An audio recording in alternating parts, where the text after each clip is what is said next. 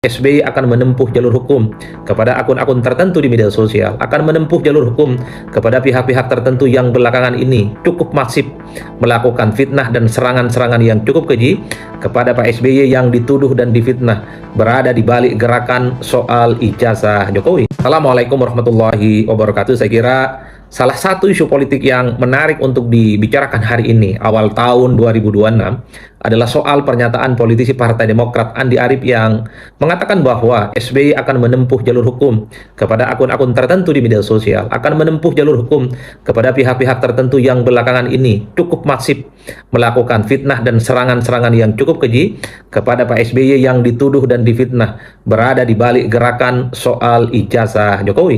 Inilah yang saya kira menjadi salah satu isu politik yang cukup menarik diperbincangkan oleh publik dalam kurun waktu sehari dua hari ini. Pernyataan Andi Arief ini disampaikan secara terbuka dan kemudian diupload di akun media sosial Andi Arief, yaitu di khususnya, dan kemudian dikutip oleh berbagai media-media mainstream yang ada di Indonesia. Tak heran kemudian pernyataan Andi Arief ini mendapatkan respon, mendapatkan perdebatan dan pergunjingan yang tidak berkesudahan. Oleh karena itu, kali ini saya tertarik untuk membahas ini, di mana SBY dan Partai Demokrat akan menempuh jalur hukum kepada akun-akun tertentu di media sosial, khususnya TikTok, dan di media-media yang lain, termasuk pihak-pihak tertentu yang menurut Andi Arief secara signifikan dan secara masif telah nyata-nyata melakukan fitnah yang keji dan kejam kepada Pak SBY karena dituduh terkait dengan gerakan soal ijazah Jokowi. Lalu apa yang kemudian bisa kita highlight terkait dengan ini semua? Saya kira ada beberapa hal ya. Pertama, tentu ini mengkonfirmasi beberapa waktu yang lalu jelang akhir tahun 2025. Salah satu isu politik yang saya ungkap secara terbuka sepanjang 2025 terus terjadi, kemudian terus menjadi perbincangan, yaitu soal ijazah, itu akan kembali terulang di 2026. Jadi soal lapor-melapor ini bagi saya semakin mengkonfirmasi bahwa persoalan ijazah Jokowi ini ternyata sudah meluas kemana-mana.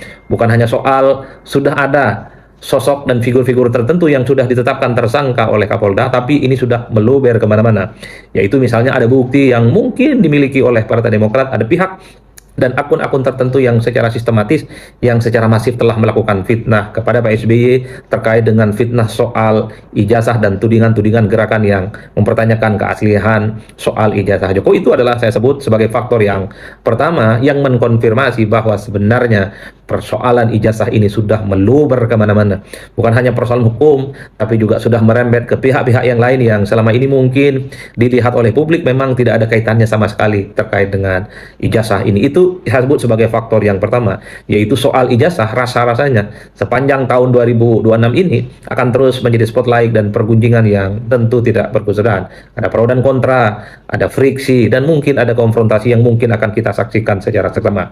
Per hari ini kita menyaksikan secara terbuka bagaimana Andi Arief, seorang politisi senior di Partai Demokrat, orang yang cukup dekat dengan PSBY, memberikan informasi secara terbuka akan menempuh jalur hukum kepada akun-akun tertentu yang dinilai telah melakukan fitnah yang cukup keji kepada Pak SBY. Itu yang pertama.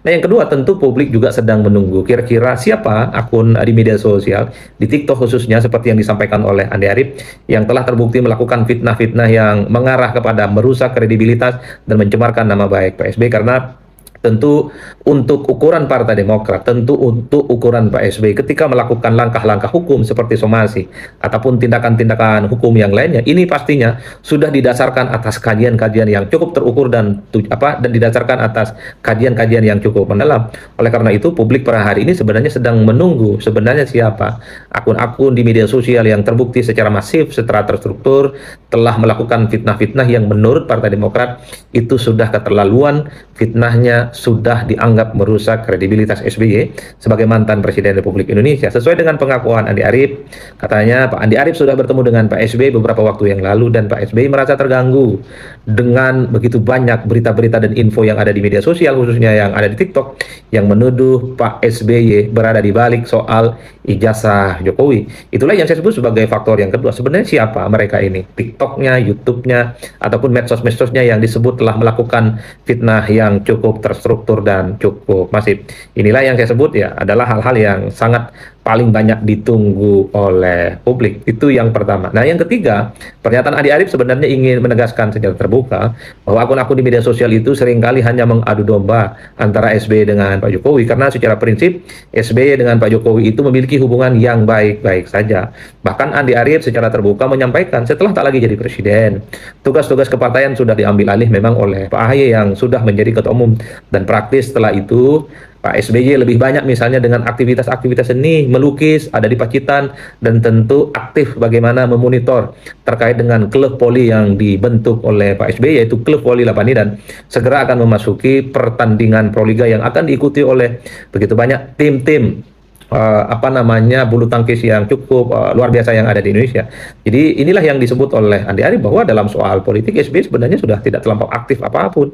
Urusan kepartaian sudah ada AHY, dan sementara aktivitas-aktivitas yang lain Pak SBY praktis setelah tak lagi jadi presiden itu lebih banyak melukis, lebih banyak misalnya kegiatan-kegiatan sosial, dan tentu melakukan kunjungan-kunjungan kemanusiaan yang itu sudah menjadi bagian yang melekat dari Pak SBY. Dan bahkan Pak SBY memang kelihatan aktif memonitor bagaimana perkembangan klub voli Lapani yang ini menjadi salah satu klub yang dibanggakan oleh Pak SBY. Itulah hal-hal yang sifatnya penegasan bahwa sebenarnya ketika Pak SBY dikait-kaitkan dengan soal ijazah Jokowi, wajar kalau kemudian Partai Demokrat itu marah dan kemudian mengambil langkah hukum, meminta kepada mereka itu untuk melakukan somasi dan jangan lagi diulangi karena itu berpotensi melakukan fitnah-fitnah yang cukup keji dan cukup kejam. Itu adalah faktor yang ketiga yang saya sebut sebagai bagaimana sebenarnya Andi Arief menolak dan membantah bahwa SBY itu dikait-kaitkan dengan persoalan jasa. Dan tentu saja mungkin ini bisa dikonfirmasi bahwa AHY menjadi salah satu menteri Pak Jokowi di ujung. Halo teman-teman, berjumpa bersama saya di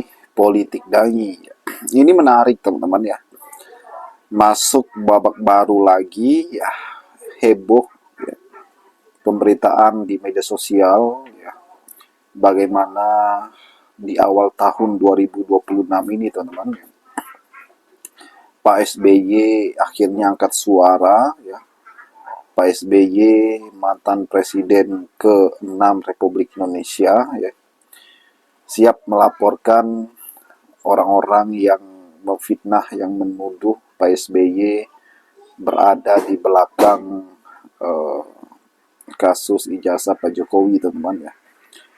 Ada permainan politik dan sebagainya ya. Inilah yang dituduh kepada Pak SBY. Apa yang dianalisis oleh Adi Praitno ini memang luar biasa teman-teman ya. Bagaimana Pak SBY yang menurut para termul ini berada di belakang ijazah Pak Jokowi. Dan kalau kita melihat memang ya, ijazah Pak Jokowi ini semakin menjadi perbincangan ini teman-teman ya, sudah sejak lama ya. Bagaimana banyak sudah yang menjadi tersangka, kemudian pernah menjadi penjara seperti Bambang Tri ya. Kali ini Roy Suryo dan kawan-kawan ya. Sepertinya belum ada selesai-selesainya teman-teman ya. Bahkan merambat kemana-mana, merambat ke laporan-laporan.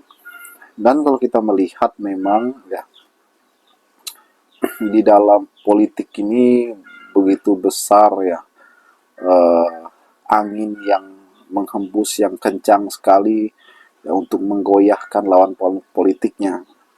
Sekarang pertanyaannya, apakah ini murni tentang ijazah atau ada agenda politik besar ya di belakangnya teman-teman. Ya, sebagai orang awam tentu kita tidak paham ya.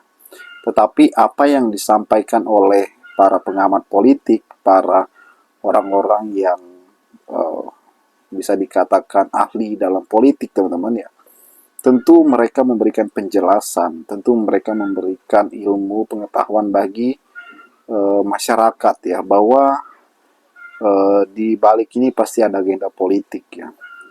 Siapa aktornya ya itu kita tidak tahu teman-teman. 2029 ini adalah sebuah pertarungan politik yang sangat luar biasa ya.